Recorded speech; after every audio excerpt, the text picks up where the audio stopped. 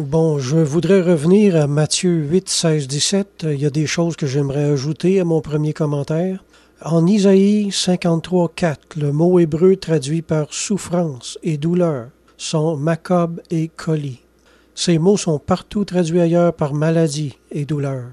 Mais il y a un fait intéressant qui porte à mon attention, ce sont ces mêmes mots traduits également au verset 3, quand il est dit que le Christ serait un homme de douleur et habitué à la souffrance.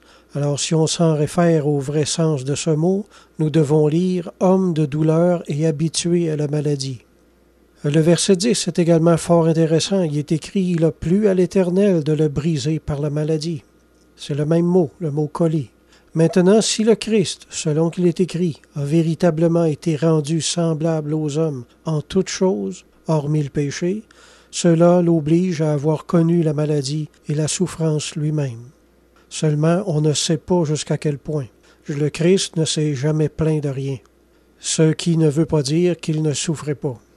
Bon, ça nous amène au verset Matthieu 8, 17, où on cite Isaïe 53.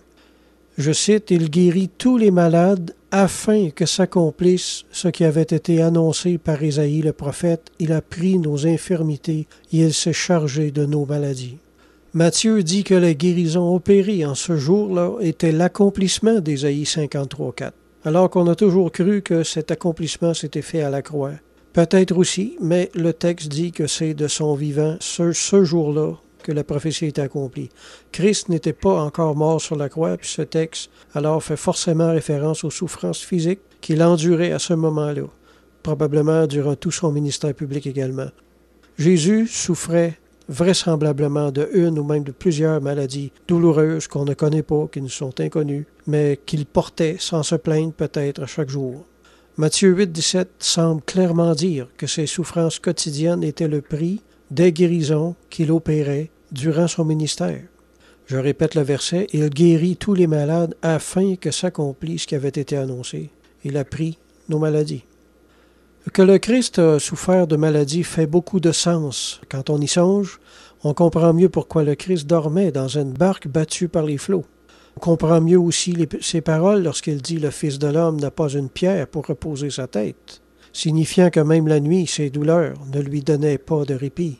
Selon qu'il est écrit prophétiquement en Job 30, 17, « La nuit me perce et m'arrache les os, la douleur qui me ronge ne me donne aucun repos. » On comprend aussi pourquoi du sang était mêlé à sa sueur à Gethsémani, et pourquoi les soldats venus lui rompre les jambes étaient étonnés de le voir déjà mort. Tout ceci pour en arriver à dire que quand on souffre de maladie, Jésus sait qu'est-ce qu'on endure. On peut donc s'identifier à ses souffrances, communier aux souffrances du Seigneur et lui ressembler grandement. Laissez-moi vous dire quelque chose, ressembler au Christ par le chemin de la souffrance est certainement la plus grande et la plus digne des ressemblances que nous pouvons réaliser pour lui. Amen.